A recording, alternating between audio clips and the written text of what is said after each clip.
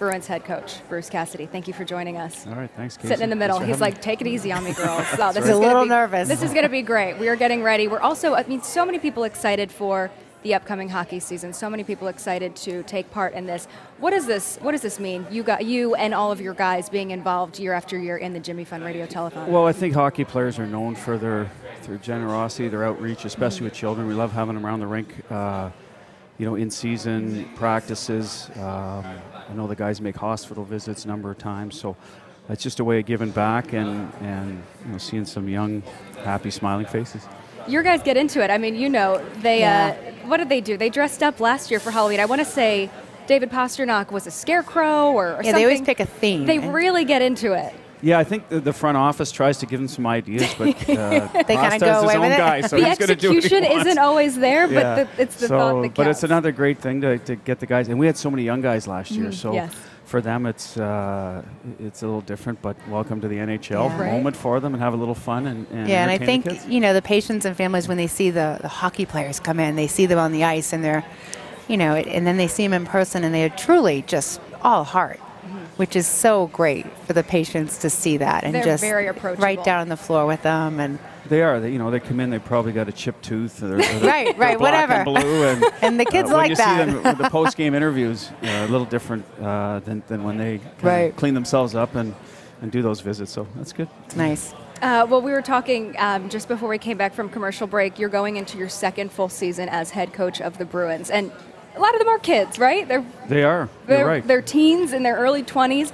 How are you getting them ready? How are you, I guess, instilling the values of what it means to wear a spoked B in these guys? Well, I think a lot of that's done internally with the leadership group, from Z to Bergie and right on down the rest of the guys. I think this year we did a good job, or last season, excuse me, partnering them up. You know, Charlie played with Z. We had Past early on, play with Bergie. Kretsch had DeBrusque and so on.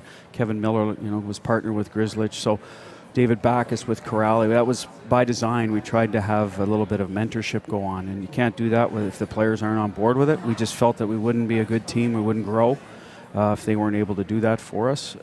Look after their own game first, but pull those guys along. They did a great job with it. I think it worked both ways. The young guys kind of energized the older guys, and the older guys kind of impart some knowledge to the younger guys, and it ended up being a good fit for us.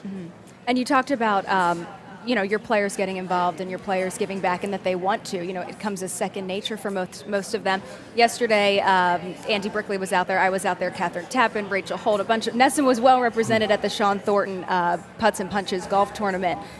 You coached him at one time. I did in Norfolk a number of years ago. Yes. He was property of the Blackhawks. I was assistant coach. It was during the lockout season. Sean was a great guy to have around. Good leader. He obviously brought toughness and protection for some of our younger players. Back then, well, still, the American League's very young. Those players are a little nervous when they first go into the league, what to expect. So he's a big brother, and he was able to play. And then went on to win a Stanley Cup, not only in Boston, but in Anaheim as well. So I've always been very proud of Sean's accomplishments to get out of the American Hockey League and produce the NHL and be a champion. Right, and he's had, you know, his run with cancer and Parkinson's. That's what Putts and Punches and the Sean Thornton Foundation do benefit. You've been touched by cancer in your life. Yeah, my mother had breast cancer a number of years ago, and she beat it. She ended up, unfortunately, passing away of a heart attack a few years back, but you know, she was a tough lady. You know, just able to have her way with it, and we were all better off for it, and especially her. So very proud of my mom, but again, it was a tough moment for us and our family for a few years, but again, there's things like the Jimmy Fund and people that are out there raising money and awareness. Finding cures has helped my mother and hopefully help all the future generations. And Sean is great at that as well. I only talked about the hockey side, but people don't see the human side of the players a lot. We talked about the hospital visits. Yeah, Sean is really one of the best. Yeah, he is one of the best. I've been doing this for a long time, and I think Sean is one of those guys. When he was playing for the Bruins, he was always in the clinic. We're going to have him on coming up in the next hour, but Bruins head coach Bruce Cassidy, thank you so much. He's getting pulled in all different directions. We'll hear from him again on WEEI. We're going to toss it over there right now.